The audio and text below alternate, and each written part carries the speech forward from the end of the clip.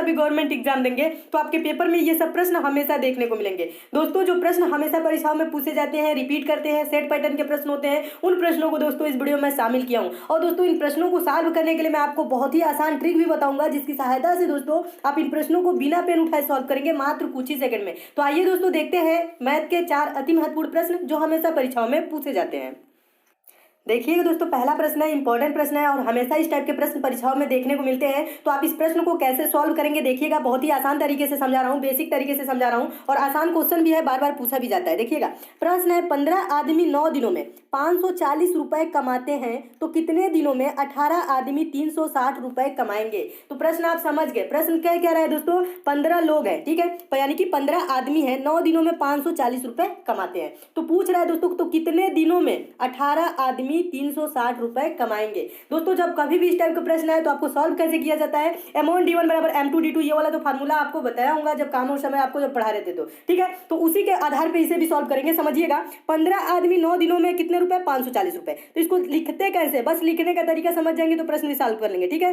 15 आदमी यानी कि 15 गुणे 9 कितने दिनों में, 9 गुणों में, यानी कि 9 दिनों में कितने रुपए कमाते हैं, 540 रुपए। तो 540 रुपए को हम कहाँ लिखते हैं दोस्तों, नीचे लिखते हैं। जो मजदूरी होता है ना या रुपए जितने कमाते हैं उसको हम कहाँ रखते हैं, उसको हम नीचे लिखते हैं। फिर बराबर क्या कह रहा है दोस्तों, तो कितने दिनों में 18 आदमी 360 रुपए कमाएंगे। तो मान लेंगे दोस्तों 18 आदमी x दिनों में कितने रुपए कमाएंगे दोस्तों, 360 रुपए कमाएंगे। बटा में क्या लिखेंगे, 360 रुपए। ये जो रुपए कमाने वाली बात होती है इसको कहाँ लिखते हैं, इसको नीचे लिखते हैं। समझिएगा बेसिक से एकदम अच्छे से, ठीक है। अब क्या करेंगे दोस्तों, बस इसी को कटा लेंगे, तुरंत आपका आंसर आ जाएगा। बस इसको क्या करना है, छोटा करना है। देखिए छोटा कैसे करना है, ये जीरो से आपका ये वाला जीरो कट कैंसिल हो जाएगा। फिर उसके बाद कैसे कैंसिल करेंगे, देखिए दोस्तों ये हो जाएगा 18 दूना का 36 और ये 18 से ही कट जाएगा, 18 तिहाई 54। और फिर ये 3 से क्या हो जाएगा दोस्तों, 3 गुणे 3 यानी कि 3 3 का 9 हो जाएगा। ये 2 से कट जाएगा, ये 2 से कितने बार में चला जाएगा, ये 2 9 18 हो जाएगा। फिर ये 3 से 9 कितने बार में, 3 3 का 9 हो जाएगा। और फिर इसी 3 से दोस्तों ये 15 कैंसिल हो जाएगा, 3 5 15। तो इधर x बचा, इधर बराबर के क्या बचा, 5 बचा।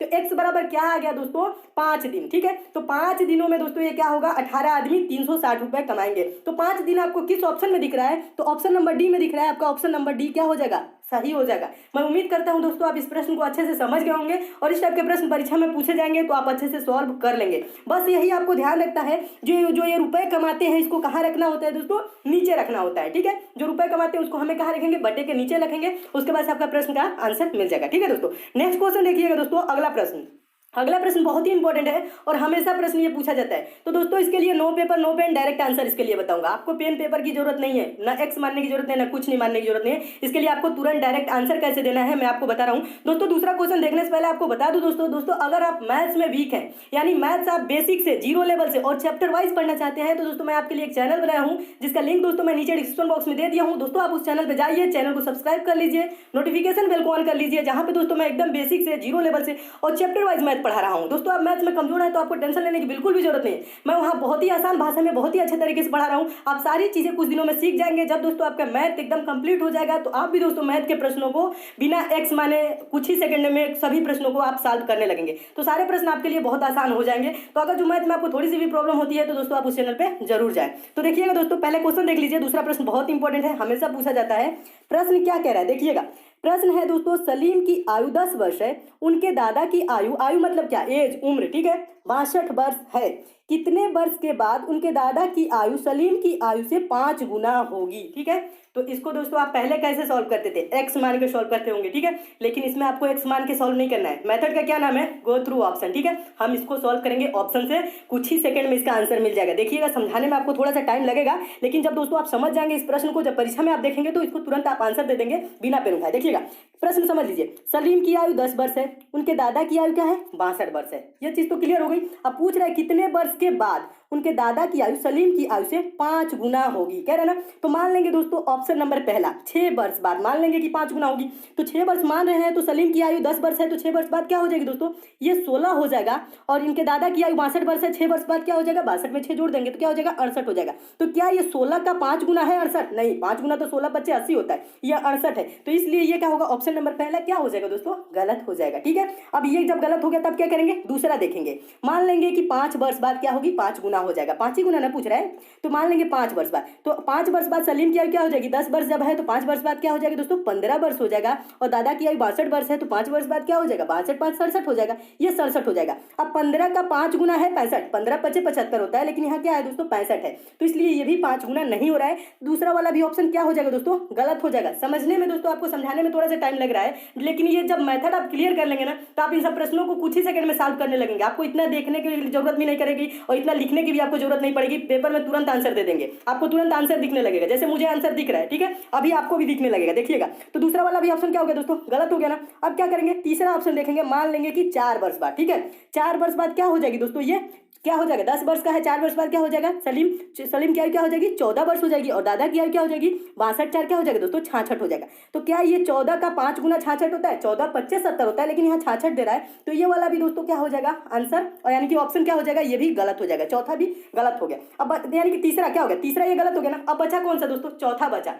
जब चौथा बचा तो चौथा को आप क्या करेंगे, ऐसे ही टिक कर देंगे, यही सही होगा। जब 3 ऑप्शन गलत हो जाते हैं तो चौथा ही आपका आंसर क्या होता है, सही होता है। लेकिन मैं इसको आपको सॉल्व करके दिखा देता हूं। मान लेंगे कि 3 वर्ष बाद, 3 वर्ष बाद दोस्तों सलीम की आयु क्या हो जाएगी, वर्तमान में 10 वर्ष है, 3 वर्ष बाद क्या हो जाएगी, 13 वर्ष का हो जाएगा। और दादा की आयु क्या हो जाएगी, वर्तमान में जब 62 है, तो यानी 3 वर्ष बाद क्या हो जाएगा दोस्तों, ये 62 है तो 3 वर्ष इसमें जुड़ जाएगा, 65 हो जाएगा। तो क्या ये 13 का 5 गुना हो रहा है 65, 13 गुणे 5 करेंगे तो 13 5 65 होता है। कह रहा है ना कि उनके दादा की आयु, ठीक है, सलीम की आयु से 5 गुना होगी, कितने वर्ष बाद। तो आंसर क्या हो जाएगा दोस्तों, 3 वर्ष बाद क्या हो जाएगा, ये 13 वर्ष का हो जाएगा। और दादा कितने वर्ष के हो जाएंगे, 65 वर्ष का। और ये 5 गुना भी हो जा रहा है, तो यही क्या हो जाएगा, आंसर आ जाएगा। मैं उम्मीद करता हूं दोस्तों आप इस मेथड को एकदम अच्छे से समझ गए होंगे। ठीक है, इसमें दोस्तों आपको पेन भी नहीं उठाना होता है, पेपर भी नहीं, कुछ भी नहीं करना होता है, तुरंत आंसर देना होता है। इसमें दोस्तों क्या ऑप्शन आ गया, ऑप्शन नंबर डी सही हो गया। कैसे सही हो गया, 10 वर्ष का है, 3 13 का 5 गुना है, 13 25 65 होता है, या आप चाहे तो 13 से भाग भी कर सकते हैं, तो क्या होगा 5 आएगा। ठीक है, तो 5 गुना तो हो ही जा रहा है, कितने वर्ष बाद, 3 वर्ष बाद। तो यही इसका आंसर होगा। एक आयताकार मैदान 90 मीटर गुणे 70 मीटर का है। ठीक है,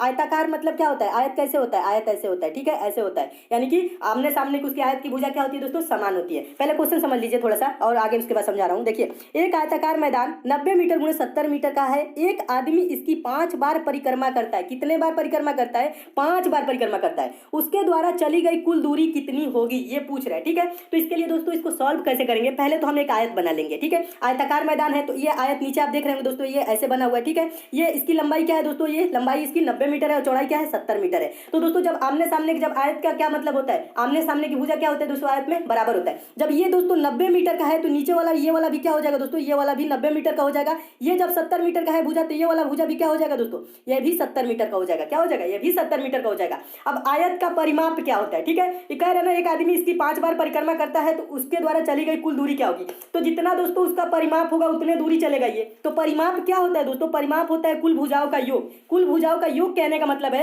ये 90 मीटर, ये 70 मीटर, फिर ये 90 मीटर, ये 70 मीटर, सबको हम जोड़ देंगे, यही होगा जाएगा परिमाप। इसके परिमाप पे ही चलेगा। ठीक है, एक आदमी इसकी 5 बार परिक्रमा करता है, यानी कि इसके परिमाप पे चला है। ठीक है, तो टोटल परिमाप यानी कि कुल परिमाप क्या हो जाएगी, कुल भुजाओं का योग होता है। आसान भाषा में समझिएगा। ठीक है, तो इसको हम क्या करेंगे, 90 प्लस ये 90 प्लस 70, और यहाँ पे दोस्तों क्या हो जाएगा, ये वाला भी 90 हो जाएगा और ये वाला भी 70, तो ये भी 90 प्लस 70, ये सबको जोड़ लेंगे। ठीक है, परिमाप को जोड़ लेंगे तो परिमाप इसका क्या हो जाएगा दोस्तों, इसकी कुल भुजाओं को जब जोड़ लेंगे तो वही परिमाप हो जाएगा। तो 90 70 160, 90 70 160, यानी कि 16 16 32 320, ये क्या हो जाएगा, कुल परिमाप इसका क्या हो जाएगा, इसका परिमाप क्या हो जाएगा, 320 मीटर हो जाएगा। इसका जो परिमाप हुआ कितना हो गया, 320 मीटर। अब कह रहा है आदमी इसकी 5 बार परिक्रमा करता है। एक बार अगर जो परिक्रमा करता है तो ये 320 मीटर ही दूरी तय करता है, यानी कि दूरी चलता है। ठीक है, लेकिन ये 5 बार परिक्रमा किया है, तो हम क्या करेंगे दोस्तों, 320 में 5 से गुणा कर देंगे। देखिएगा नीचे यहाँ पे किया हुआ है दोस्तों, 320 गुणे 5, 320 में अगर जो 5 से गुणा कर देंगे तो क्या आ जाएगा दोस्तों, 1600 मीटर। तो उसके द्वारा चली गई कुल कितनी दूरी होगी दोस्तों, 1600 मीटर। 1600 मीटर किस ऑप्शन में है, ऑप्शन नंबर सी में है आपका। ऑप्शन नंबर सी क्या हो जाएगा दोस्तों, सही हो जाएगा। मैं उम्मीद करता हूं दोस्तों आप इस प्रश्न को बहुत ही अच्छे तरीके से समझ गए होंगे। इस टाइप के प्रश्न पेपर में पूछा जाएगा तो आप अच्छे से सॉल्व कर लेंगे।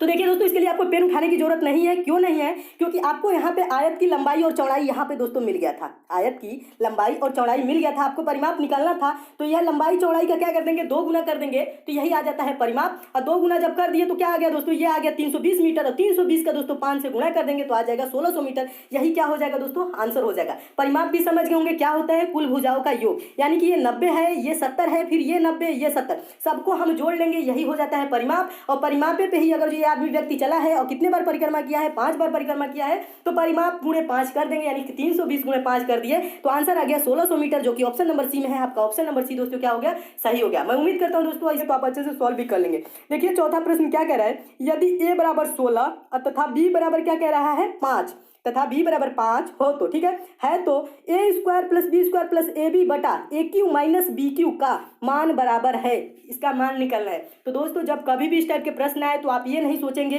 कि a बराबर 16 दिया है तो हम a का यहाँ पे 16 का स्क्वायर कर लेंगे, ये b बराबर 5 है तो यहाँ हम क्या कर लेंगे b के यानी कि 5 का स्क्वायर करेंगे, फिर 16 गुणे 5 करेंगे, फिर उसके बाद यहाँ 16 का क्यू करेंगे, फिर माइनस इसका यानी 5 का क्यू करेंगे। इतना सब नहीं करना है, ठीक है। इस टाइप के प्रश्न है ये फार्मूला बेस्ड प्रश्न होते हैं, इसमें बस आपको फार्मूला रखना होता है। किसका फार्मूला रखेंगे तुरंत आंसर मिल जाएगा, A Q minus B Q का फार्मूला रखेंगे। A Q minus B Q का फार्मूला क्या होता है, पहले ब्रैकेट में ए माइनस बी, दूसरे ब्रैकेट में A square plus B square plus A B. देखिएगा यहाँ पे समझाया हूँ फार्मूला, देखिए फार्मूला इसका देखिए ऊपर वाला तो यही रहेगा, A square plus B square plus A B, यहाँ पे जैसे का तैसे यहाँ पे लिखा है ना लिख देंगे। फिर A Q minus B cube है ना, तो A Q minus B Q का फार्मूला क्या होता है, पहले ब्रैकेट में ए माइनस बी, दूसरे ब्रैकेट में A square plus B square plus A B होता है A Q minus B Q का फार्मूला। बस इसी फार्मूला को रखेंगे और आपको तुरंत आंसर दिखने लगेगा। कैसे दिखेगा, हम क्या किए हैं दोस्तों, इसकी जगह पे ये चीज़ लिख दी है, आप तो समझ गए होंगे ये चीज़ें। अब क्या करेंगे दोस्तों, A square plus B square plus A B है ना नीचे, ये ऊपर भी आपको दिख रहा है, ये क्या हो जाएगा, दोनों ऊपर नीचे ये कैंसिल हो जाएंगे, ठीक है।